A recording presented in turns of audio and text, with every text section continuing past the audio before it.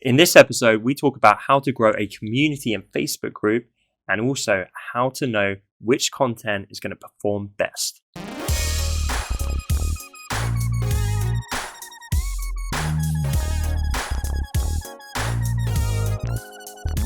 Hey everyone, and welcome to episode 36 of the Honest Entrepreneur Show.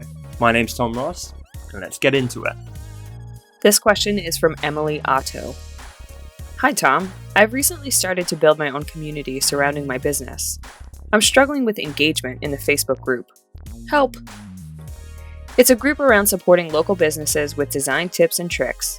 Whenever I ask for questions or try and encourage people to participate, I get crickets. However, the group keeps growing and initial interest is positive. Thank you so much for the question, Emily. It's great to have you on the show. And I've been there, right? My whole world is trying to build communities. I love this, but there is nothing more demoralizing and more defeating than crickets. I hate crickets. When I put out one of these shows and I get less comments than normal, I'll be honest, guys, it really hurts. I love the engagement. I thrive off the engagement. I love the comments. So, side note, please keep the comments coming.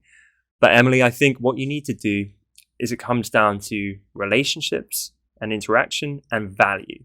It's those two things. And you can constantly and always be iterating and doing more of both. So let's break that down for a second. Relationships and interaction. I really think communities are built one person at a time. I talk about this a lot in my content.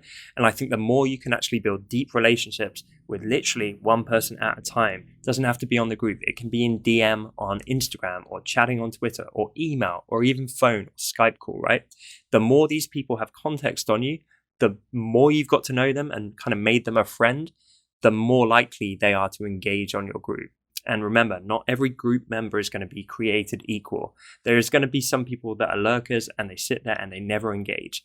Equally, there's going to be some people who hopefully and eventually engage on everything and they're like your kind of diehard fan. My whole living in terms of what I'm trying to do with my personal brand is create a tribe of diehard fans. And the way to do that is to build real relationships with those people. The number of my followers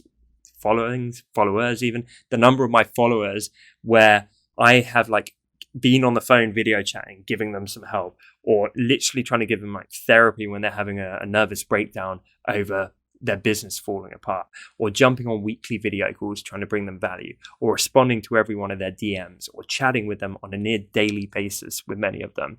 Like that is relationships. That is relationships in a selfless way.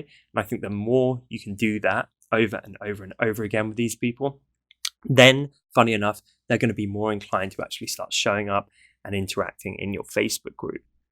On the other hand, you need the value piece, because if you make all these people your best friend, but then your group is crap, it has no relevant content, or there's no real purpose or drive around it, then it's going to be hard, no matter what the relationship, to get that engagement coming. So I think you need both. And in terms of the value, talk about this as well.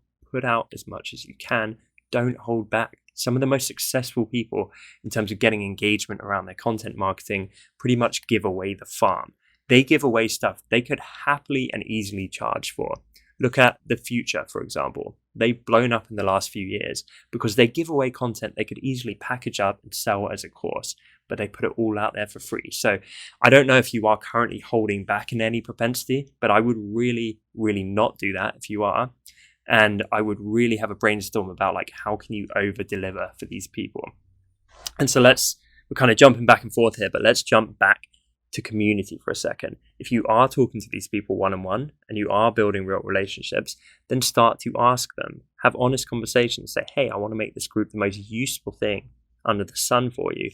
What would make it so useful? Like, what do you want to learn? What would help you the most? Like, start having those real conversations and then listen and execute. Do what they tell you, try it. From there, and I'm kind of layering on tips here, but what I believe with content marketing is, you need to look at your content, right? It's like give me 2 secs. Okay, so just grab these random Jenga blocks. Think of this as your content. So you've got your content, which is like your top performing content. You've got your mid-range content, which is like doing all right for you, and then you've got the content which underperforms. It doesn't do very well. It might sound basic, but most people don't do this. You need to be auditing what you're putting out there. So what tends to over-index and what does better? Your top performing content, and then you want to double down on that and you want to do more of it. What sucks and is getting no engagement, and then you may well drop that and kind of learn from that in terms of what doesn't work. And then with your mid-range content, it's like, can you tweak that and pivot and make that perhaps a higher performing piece of content?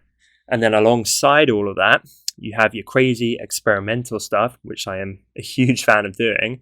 You just add on stuff each week and each month that is like a new random idea. Maybe it's something you saw someone in a totally different industry or a different type of Facebook group do, and you're like, damn, that worked really well for them. I'm going to try that. So you add that into the mix, and maybe it blows up and becomes one of your most popular content pillars. So you keep that and you do more of that kind of stuff. Or maybe you try it, but you kind of get it wrong, or it doesn't work for your community and it's not great, and then you end up dropping it. And then you just rinse and repeat that over and over and over again. And I can give you examples of this. So I haven't got a Facebook group personally for my personal brand. We do it with the company, but for my personal brand, I do that exact approach with my Instagram. So I saw someone did a post where it was like, use the comments to network with each other and bring each other value, and let's all build this community and help each other out. So I was like, great idea. I love that. I'd participated in their version of that. So I tried it on my profile, and it ended up being one of the most successful posts I'd ever put out. The comments blew up. Everyone was like, I love that you're doing this, Tom. It got so much goodwill. People were literally getting like job opportunities open up by networking with each other in the comments. It was a fantastic thing. So guess what? In the future, I'm going to do that again. I'm going to repeat that bit of content like maybe once a quarter or whatever. And that becomes part of my ongoing content strategy. There's equally posts I do all the time where I look at it and I think, man, that sucked. I'm not going to do that again. I'm going to learn from that. You need to do the same thing with your group.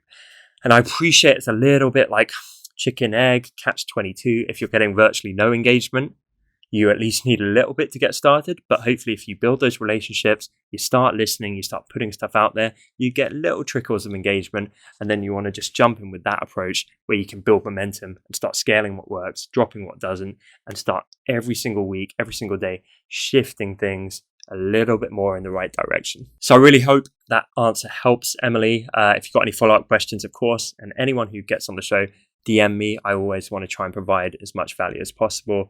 But thank you for being on the show. I appreciate it. Question of the day. If we're looking at this approach, and everyone who's listening to the podcast instead of YouTube, I'm sat here with giant Jenga blocks.